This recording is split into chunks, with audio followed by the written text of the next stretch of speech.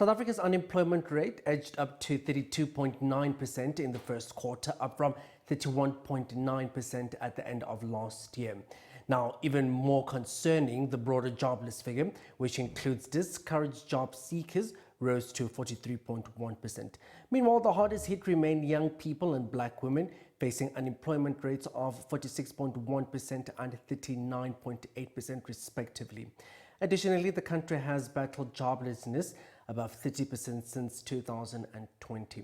Standard Bank's Dr. Anna Moolman weighs in on the deepening trend. My apologies. The quarterly labour force survey reflects a rather bleak picture of employment in South Africa. In the first quarter of this year, employment was only 43,000 higher than the same time last year, and these jobs were all created in the informal sector, with a rather steep decline in formal sector employment over this period. When we look at the level of employment relative to the size of the economy, we see that it is at a reasonable level when we compare it to historical trends. In other words, we need to now grow the economy to justify further employment creation.